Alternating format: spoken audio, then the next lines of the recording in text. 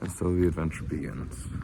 Last time we were in Puerto Marin, and God, after we sang in the river, which is still just phenomenal memory, we all went inside and just kind of relaxed. But the Italians cooked us dinner, and it was fantastic. But it's insane. I mean, we broke a plate accidentally, had to clean that up. But it's just like the never-ending chaos. Had like an additional 12, 15 people from a bunch of countries sitting in a room together, eating food cooked by one of our own, and it's like getting to experience that nationality and everything. Incredible. And then, of course, since then, we keep buying him free food, so he has had pretty much free food since then. And then, of course, we were being too loud because we were having a good time, and the very grumpy manager came down and scolded us, and then proceeded to play loud music himself, which is a tad ironic.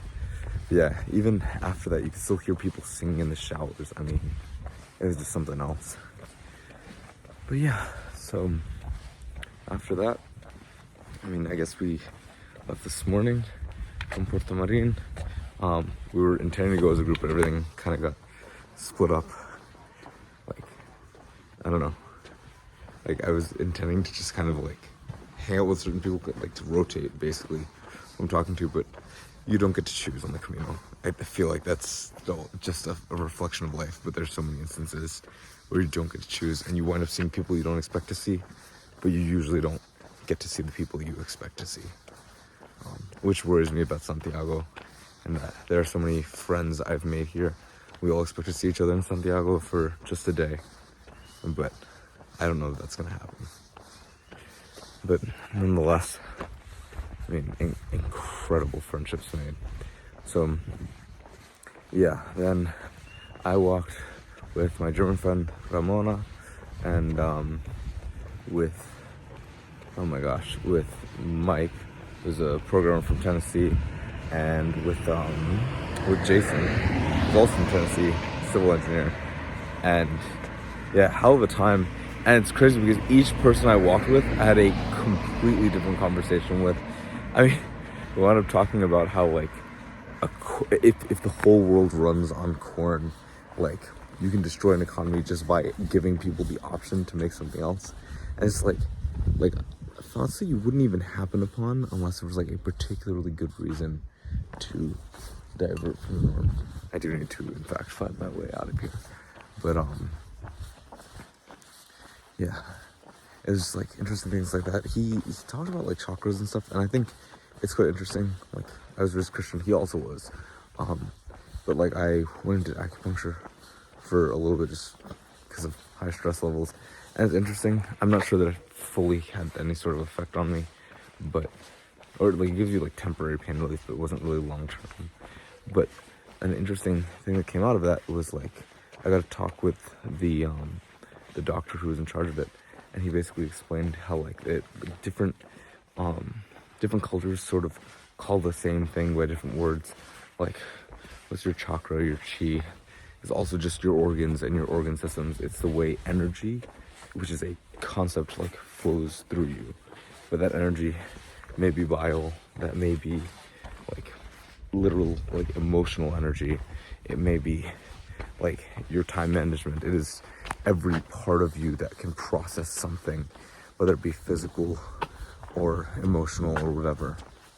But God, this is not gonna be great lighting, but bear with me. But yeah, and it's weird, and he and I were talking about this afterwards, but it's all the blind spots I had, he was just able to see so quickly, and it wasn't even he was looking for them. We were just talking about relationships and how we sort of need to let things play out sometimes.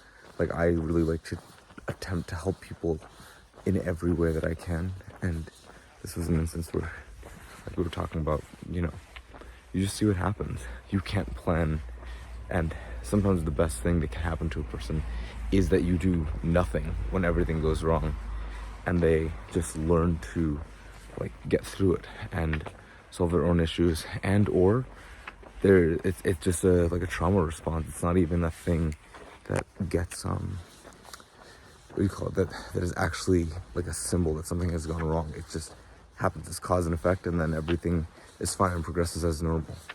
So you can't always tell which one is which. But yeah, I mean, and talked about like life choices. I found out from him also that you can live in plenty of countries back to back without ever returning to the US, because they all have 6-month and 3-month visas and things like that. So that's pretty interesting, because like I was planning to travel, but I thought it would be very limited. But you know, if I'm working on my company in the States, I mean, I've got to check out how all of this plays out legally, but it seems like I could do a lot more traveling than I was initially hoping. But yeah, so we're staying in this town. We stopped a couple of times. We met this one Chinese reporter who like kind of fled her country with her 5-year-old son. Amazing people, and like we got to eat lunch with them. We also had to stop and bandage the leg of one of our own who had been walking on what was a leg that was clearly in pain for quite a while, and it kept getting worse and worse and worse, and now she like can't walk at all. Her name is Kim. She's from South Dakota, and she teaches religion. A very cool person. So I mean, I'm gonna describe all these people like that because there simply isn't enough time to go into all of them.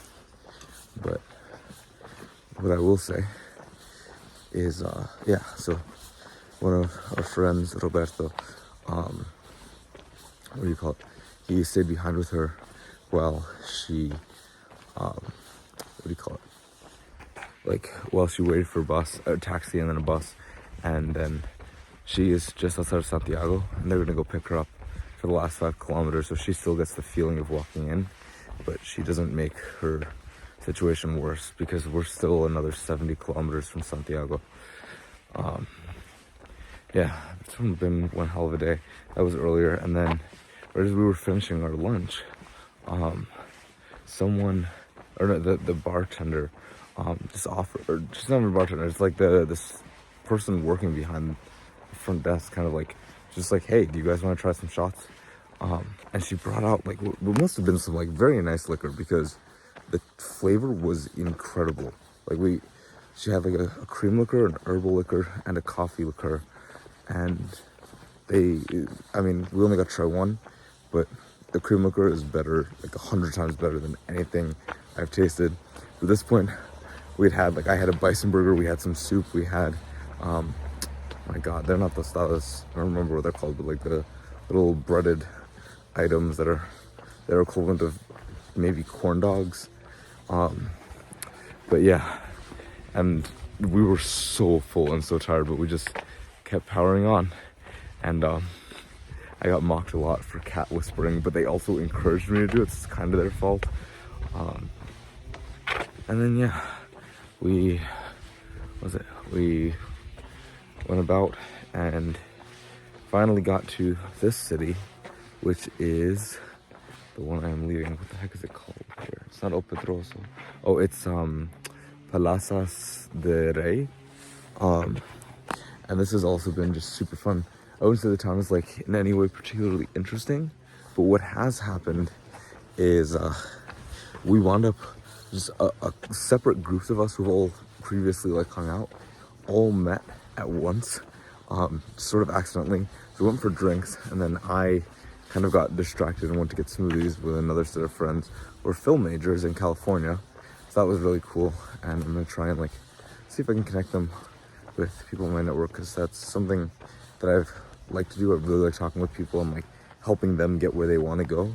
But I think even more so, the Camino has taught me, like, because there are less boundaries here to the things you want to do, it's just been really helpful. Because suddenly I'm finding myself like just doing this for people in general all the time, if I can. That's something I'd love to continue with. But yeah, so then we went and got smoothies, and then we came back, and we also went with this Korean girl. And yeah, what else? Oh my God, like our friend Mauro, he's from Italy, and it's a group of 3 people from Italy: Mauro, Marica, and Roberto. And Mauro is like legitimately one of the funniest people I've ever met. and it's just the way he tells stories. God, I like some of the jokes are like borderline just not appropriate for video or spreading beyond like what just happened with us. But oh my God, like I don't know the stuff you find out here. But suffice to say, it involved his crush on a Japanese girl, and the rest is from my memories. But yeah, been just amazing to hang out with these people. And so then tonight we went and we got dinner, and like right afterwards, and I was like, oh, I'm only gonna stay a little bit because like the walk you're watching me do right now is me leaving at 11 p.m. so that I can make up for the day's worth of walking that I'm behind my parents on. And I was originally gonna divide it up over 2 days, and then I just basically never left town because there was so much fun to be had, and that's an issue. Well, not the fun, but in general, the fact that I am behind. So yeah, so we went to dinner. One of our friends, German friends, Stefan, came by, and it happened to be his birthday. So everyone at our table, there were 15 of us, saying happy birthday to him, and it was very chaotic because we were occupying like a quarter of the entire restaurant.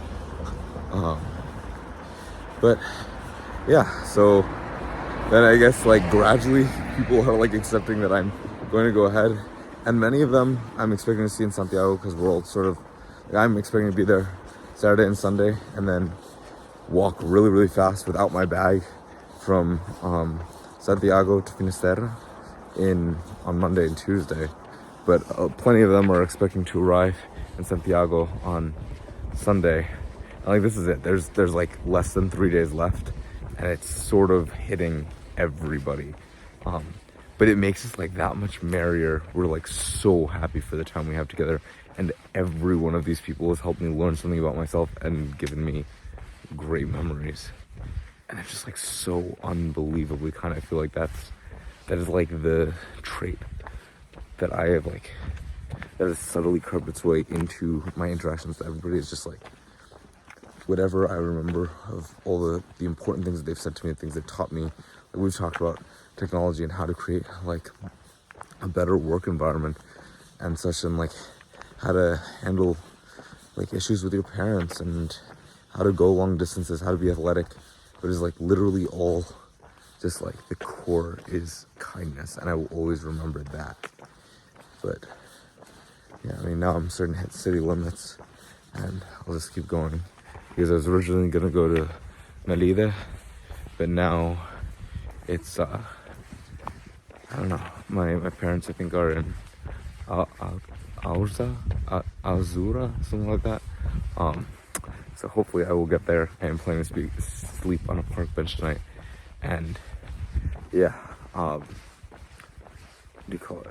So my friend Mike gave me his headlamp, and he's like, I haven't even used this thing yet, but it's good that I brought it because now I'll get to use it. And then, oh my gosh. And then I was given a knife by Jason, which he also found on the Camino and has passed it on to me. This is kind of incredible. Like everything falls into place. Like you'll literally pack things that you won't even wind up using, but someone else from the other side of the world will wind up meeting you and needing.